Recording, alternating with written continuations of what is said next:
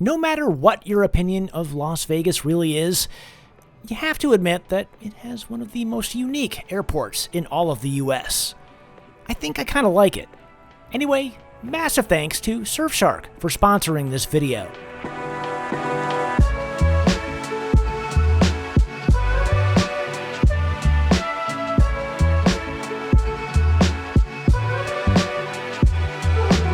Hey everyone, welcome to Vegas. My name is Scott. I am the founder and author of SANspotter.com, and yeah, I said it. I like the Las Vegas airport. I'm here this morning to catch Avelo Airlines flight number 128 to Santa Rosa, California, which is just north of San Francisco. The only problem is that I've got some time to kill before the flight, and it's taking every bit of strength I have in me to try and not win $1 million before departure. Speaking of which, I don't even know what gate I'm departing out of this morning. The Avelo app says B6, but it's not listed on the boards anywhere in the airport, which isn't worrying me too much yet, at least because I trust that the app has the most up-to-date information. I could totally be in the wrong terminal, though, and not even know it. At least there's good snacks here in the vicinity of gate B6.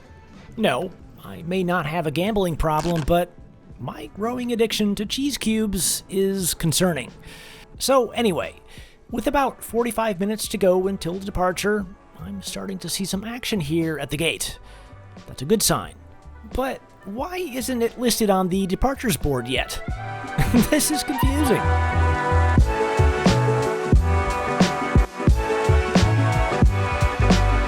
There she is. That's my ride to Santa Rosa, which, interestingly enough, is where it's arriving from. Yeah, it's a few minutes late, but whatever. I'm just happy that I've been waiting in the right terminal this whole time. Is that a beautiful livery, or what?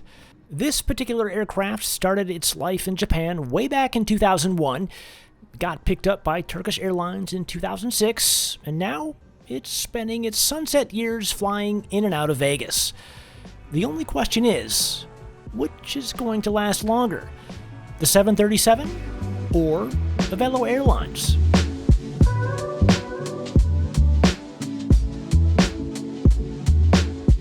True story.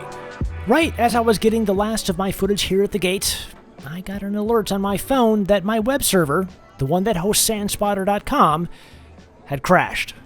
Seriously? Why does stuff like this always happen at the worst possible time? Anyway, since there's no freaking way that I'm logging into my server on Las Vegas Airport public Wi-Fi, I launched Surfshark and got to work. Longtime viewers of my YouTube channel know that Surfshark is the only VPN I use. This is because it allows me to browse the internet privately so that no one can see or steal my data.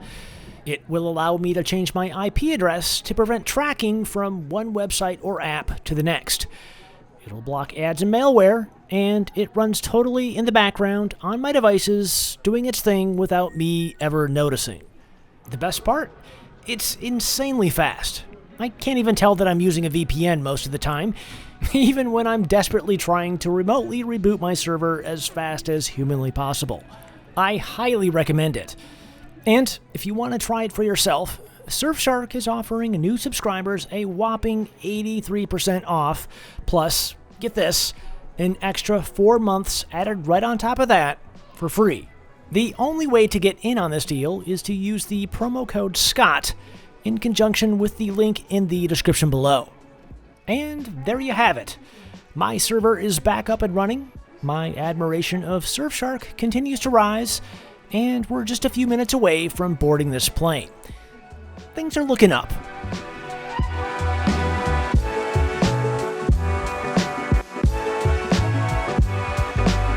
Boarding is just about to begin, and I'm still confused. I know for a fact that this is the right gate, but there isn't any Avelo Airlines signage or branding anywhere. It all started making better sense when they announced that they were right in the middle of an IT meltdown, and that they didn't have any way to scan boarding passes. It was going to have to be done manually today, one by one, so a little extra patience was going to be necessary. I was cool with that. At least I was able to get closure on why I was confused this morning. I really hate being confused about being confused.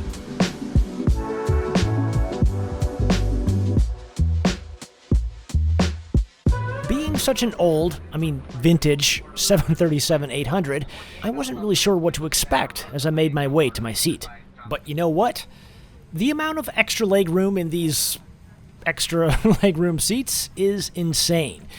Seriously, this is just as spacious, if not more, than the legroom you'll get in most domestic U.S. first-class seats. And the fact that I only paid $59.23 for this ticket, which included all taxes, fees, and the upgrade to this extra legroom seat, easily makes this one of the best deals that I've ever scored on an airline reservation. I do have to admit that I had been skeptical about the longevity of Avelo Airlines prior to this flight, and I still am slightly, which I'll explain why later, but dang. It wasn't totally perfect, though. The age of this aircraft becomes obvious when you start looking at the little details and... yeah. But, come on. For $59.23, does it really matter if I found a little bit of dirt on the floor? Nope, not at all.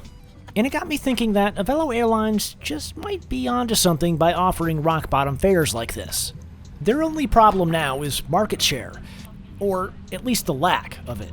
This flight was maybe 40% full today, and if Avelo is going to survive, they are going to need to figure out how to get more people on their airplanes.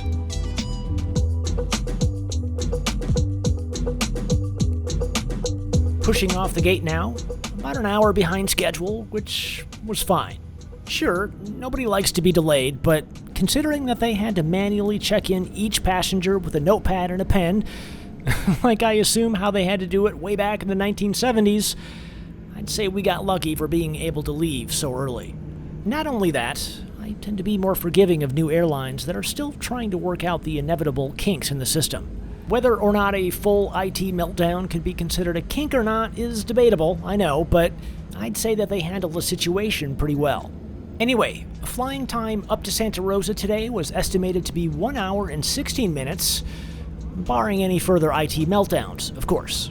But no matter what happens, I'm ready for anything thanks to being able to stretch out like a boss here in seat 6F. I'm really liking the Avelo Airlines experience so far. Yeah, it's been quirky, but so far so good.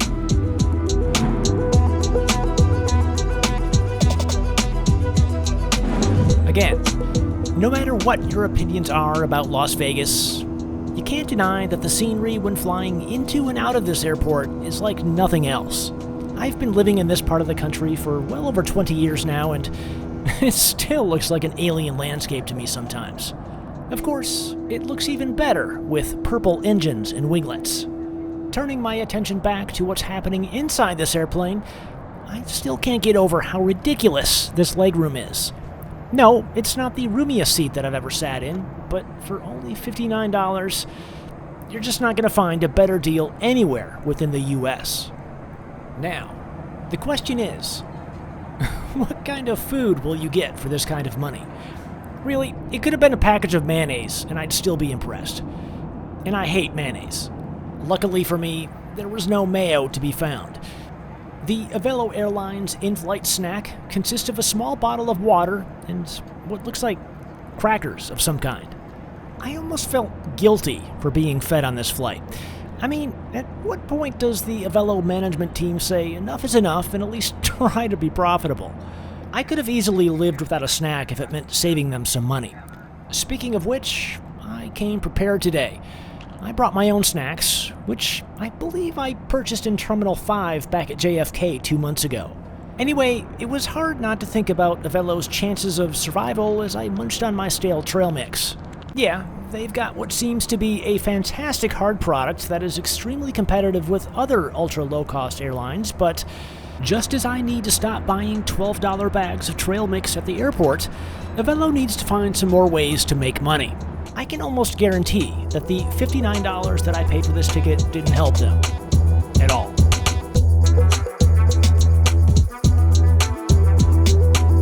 That legroom. Seriously, if you ever get the chance to fly Avelo Airlines, you gotta try the extra legroom seats. This is ridiculous. Actually, I'm kinda hoping that both Simon and Neil, two of my most favorite aviation YouTubers, can make an Avelo Airlines review of their own. I'd love to hear what they had to say about the legroom. I'd bet pretty much anything that it would be a lot more eloquent than what I've said about it so far. Okay, so you've seen how good Avelo Airlines is. They offer a great product at extremely competitive fares, and from what I've experienced today, the employees of this airline really seem to be enjoying their jobs.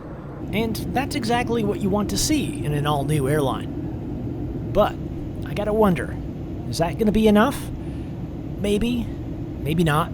We all know that past performance is not indicative of future results, but I can't help but to think that Avelo is on the exact same trajectory that Spirit Airlines was when they first started. If you remember, they were kind of all over the place with an extremely limited network and just a handful of planes flying to really small airports, which is exactly where Avelo is at right now. However, Avelo Airlines has an advantage that Spirit Airlines didn't have. There's a lot of pent-up post-COVID travel demand happening in the US right now, and people want to go places more than ever before. With other airlines still running reduced frequencies, Avelo's in a pretty good spot to pick up some of that slack. At least that's my opinion. But what do I know? I'm a grown man who still wears neon-colored shoes, so I'm hardly a qualified analyst. Anyway, that's a brief look at the Avelo Airlines experience, and I hope you're as excited about them as I am. Speaking of being excited, how can I not be excited about having each and every one of these people on this list as a SANspotter patron? Aaron Slater, Naomi Slivko, David Kelly, Riley Wingo, and everyone else, thanks as always for your continued support. Oh, and check out the Santa Rosa Airport. This is really cool, and admittedly a lot smaller than I thought it was going to be. It actually felt like some kind of a temporary military airport of some kind, which was really cool. Now, what do you suppose the odds are of finding a decent bowl of chicken and rice in this place? If it exists, I will find it. Thanks for watching, and I'll catch you in the next one.